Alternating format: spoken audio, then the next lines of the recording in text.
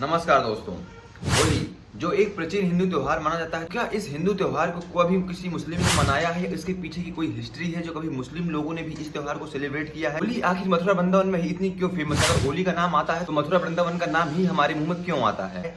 या इस त्योहार के पीछे की जो स्टोरी क्या है, इसके पीछे का जो लॉजिक क्या है, ये त्योहार क्यों मनाया जाता है और उसके पीछे का जो मेन रीजन है, आखिर वो रीजन है क्या? लोग मानते हैं राधा कृष्ण का प्यार और मानते हैं प्रहलाद हिरण्यकश्यप की स्टोरी, और या कुछ और रीजन है।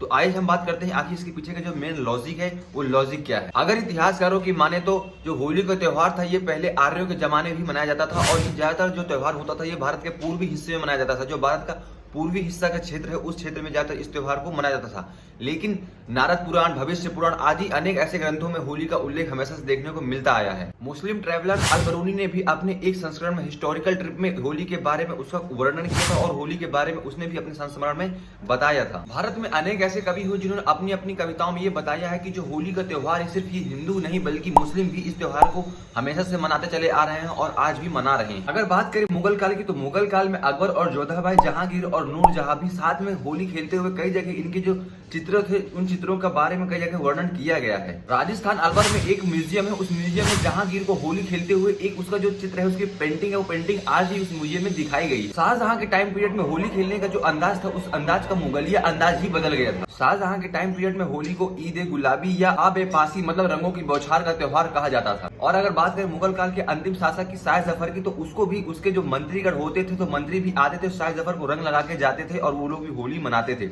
ऐसे बहुत सारी चीजों की हिस्ट्री के बारे में, इन सब चीजों के बारे में बहुत सारे ऐसे टॉपिक मिलते हैं जिससे मालूम पड़ता है कि सिर्फ हिंदू नहीं बल्कि मुस्लिम भी कई सालों से इस त्योहार को सेलिब्रेट करते आ रहे हैं। अब बात करते हैं कि आखिर हिंदू धर्म के मुताबिक इसके पीछे की जो मेन कहानियां हैं, जो कहानियां लोग बताते हैं कि आखिर होली क्यों मनाई जाती है, उसके पीछे की जो स्टोरी बताते हैं, तो उन स्टोरी के बारे में बात करते हैं। वो कई स्टोरियां हैं। सबसे पहले अगर बात करें कि हिरण्यकश्यप और प्रहलाद की स्टोरी, अगर हिरण्यकश्यप प्रहलाद की स्टोरी के बारे में बात करें तो हिरण्यकश्यप जो था वो एक शासक था और वो बहुत बलशाली असुर था, मतलब जिसको राक्षस बोल सकते हैं एक प्रकार से। वो अपने आप को भगवान मानने लगा था और उसने अपने जो सम्राट था उसको, उस सम्राट में उसने भगवान का नाम लेने के लिए उसने पाबंदी लगा दी। लेकिन हिरण्यकश्यप का पुत्र प्रहलाद जो था वो ईश्वर भक्त था, वो ईश्वर के भक्ति में विश्वास करता था। लेकिन हिरण्यकश्यप चाहता था कि प्रहलाद भक्ति किसी भी प्रकार की ईश्वर की भक्ति ना करे, क्योंकि वो भगवान के ऊपर विश्वास नहीं मानता था, अपने आप को खुद वो भगवान मानता था।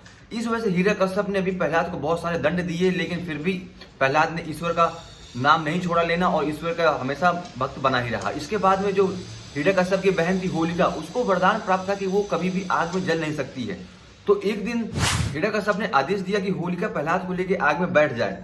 तो होलिका आग में प्रहलाद को लेकर के बैठ गई, जिसके बाद में कि होलिका तो जल गई लेकिन प्रहलाद बच गया। इसके बाद में ये स्टोरी बनी कि जो ईश्वर भक्त प्रहलाद था उसकी याद में तब से होली मनाई जाने लगी है। होली आज इतना पॉपुलर फेस्टिवल हो गया कि ये बल्कि सिर्फ इंडिया में ही नहीं बल्कि इंडिया के बाहर जो अदर कंट्रीज है, जो दूसरे देश है, उन देशों में भी होली को धूमधाम से मनाया जाने लगा है। अगर बात करें नेपाल की, जर्मनी की, ऑस्ट्रेलिया की, रूस की, फ्रांस की और कनाडा की, अमेरिका की, तो कई जगह होली आज भी वहाँ के लोग मना रहे हैं और धूमधाम से इस त्योहार को वहाँ पे खेल रहे हैं। हमारे पड़ोसी देश नेपाल और यहाँ तक कि पाकिस्तान में भी होली खेली जाती है। जो हिंदू बहुल शहर हैं जैसे कि कराची, लाहौर, सिंध, मुल्तान, रावलपिंडी और इन सब शहरों में भी होली को अच्छे धूमधाम से मनाया जाता है। अब अगर होली का नाम आता है और मथुरा वृंदावन का नाम नहीं आता, ऐसा नहीं हो सकता है। अगर बात करें मथुरा की, जो 6ठी शताब्दी ईसा पूर्व तक सुरसेन साम्राज्य की राजधानी बन गया था। बाद में इस शहर में मौर्य समाज के वंशकों ने और इसके बाद मैगस्थीज ने इस शहर का नाम मथुरा को मैथोरा कर दिया था। इसके बाद में अगर बात करें मथुरा के जो मंदिरों का जो विघटन हुआ है, उनके जो मंदिरों को तोड़ा गया, उसके पीछे की जो स्टोरी है, आखिर वो स्टोरी क्या है। अगर बात करें केशव देव मंदिर की, तो जिसका निर्माण बुंदेला राजा वीर सिंह 33 लाख रुपए की कीमत में इस मंदिर को बनवाया था। और ये मंदिर आज से कई साल वर्षों पुरानी यानी 1500-1600 ईस्वी की बात है, जब सोने की कीमत मात्र 10 रुपए प्रति तोला हुआ करती। 27 जनवरी 1670 ईस्वी को औरंगजेब ने केशव देव मंदिर को तोड़ के वहां पे शाही ईदगाही एक मस्जिद की स्थापना कर दी, जो श्री कृष्ण जन्मभूमि के बगल में ही उसके एक मंदिर के ऊपर बनाया गया था। इसके बाद में उस मंदिर से छोटे बड़े जो मूर्तियां निकली, उन मूर्तियों को ले जाकर के आगरा बेगम साहिब की मस्जिद के सीढ़ियों के नीचे लगा दिया, जिसके बाद में उस जो रत्न थे उन रत्नों को और उन जो मूर्तियां थी उन मूर्तियों को कई बार जाके उनको रौंदा जा सके और उनके ऊपर चढ़ के जाया जा सके। मतलब एक प्रकार से हिंदू धर्म को अपमानित करने का जो काम किया गया था। इसके बाद में औरंगजेब ने ही मथुरा का नाम बदल के इस्लामाबाद भी कर दिया। अब अगर मॉडर्न हिस्ट्री के बारे में बात की जाए कि होली कैसे मनाई जाती है, क्यों मनाई जाती है, इसके पीछे का जो रीजन है, इसके पीछे का जो मेन रीजन कहा जा सकता है एक प्रकार से अगर वो है, तो मॉडर्न हिस्ट्री के मुताबिक जो है वो ये है कि एक राजा थे, राजा जय सिंह, जो जाट राजा चूड़ामन सिंह के खिलाफ प्रचार प्रसार कर रहे थे। तो जब प्रचार प्रसार कर रहे थे, इसके बाद में वो कार्तिक के पूर्णिमा में जाके राधा जी के कुंड में जाके उन्होंने स्नान किया और मथुरा को गए। जब मथुरा उन्होंने गए तो ब्रज में जाके उन्होंने कई सारे वनों का भ्रमण किया और भ्रमण करने के बाद जब मथुरा से वापस आए, मथुरा वापस लौट के आए, तो वहां पे कई सारे धार्मिक स्थानों की स्थापना की गई, जिसके बाद में वहां पे होली मनाई गई। और होली उसी टाइम से मनाने के बाद तब से ही होली वहां पे इतनी प्रसिद्ध हो गई है कि वहां आज भी होली मनाई जा रही है। तो इसको ये भी एक रीजन कहा जाता है होली मनाने का। लेकिन आगे इसकी एक स्टोरी और है कि मथुरा वृंदावन में होली क्यों मनाई जाती है, उसके पीछे का एक रीजन और है। लेकिन ये रीजन कितना सच है और वो रीजन कितना सच है, इसके बारे में हम आगे बात करेंगे। अब अगर बात करें वृंदावन की, वृंदावन जो सिटी ऑफ विडोज मतलब विधवाओं का एक शहर कहा जाता है, इसको लैंड ऑफ राधा रानी भी कहा जाता है। और इस शहर में मतलब वृंदावन में लगभग 5000 मंदिर है। 5000 जैसे कि बांके बिहारी मंदिर जो 1862 में बनाया गया था, और प्रेम मंदिर जो 54 एकड़ में बना हुआ, जिसको कृपालु महाराज ने बना हुआ था। ऐसे ढेरों सारे 5000 के लगभग मंदिर इस वृंदावन सिटी में है। और अगर यहाँ वृंदावन में होली मनाने का जो पीछे की जो स्टोरी, अगर उस स्टोरी के बारे में अगर बात करें तो वो स्टोरी ये है कि जो श्री कृष्ण थे, श्री कृष्ण जो थे वो थोड़ा नीले कलर के थे, और उनकी माता कहती थी कि अगर तुम्हें तकलीफ हो रही है इस कलर से, तो तुम भी जाके राधा को कलर लगा सकते हो और उसको भी ऐसे नीला पीला कर दो तुम। तो इसी वजह से श्री कृष्ण जाते हैं और राधा को रंग लगाते हैं, तभी से कहते हैं कि वहां पे होली मनाई जाती है। और अगर आप बात करें कि वहां पे जो विभिन्न अनेक प्रकार की जो होलियां खेली जाती है वहां के अगल बगल के जो गाँव में, अगल बगल के जो क्षेत्र में, वो ये है कि जब श्री कृष्ण जाते हैं बरसाना, बरसाना जो राधा रानी जी का गांव माना जाता है, और उस गांव में राधा रानी को होली लगाने के लिए, रंग लगाने के लिए उससे गांव श्री कृष्ण जाते हैं, तो वहां पे जब श्री कृष्ण आते हैं तो गोपियों के द्वारा उनको लाठी से मारा जाता है। इसी वजह से वहां पे लठमार होली भी मनाई जाती है। और ये जो होली का त्योहार है, ये होली का त्योहार वृंदावन में लगभग 14 से 15 दिन चलता है।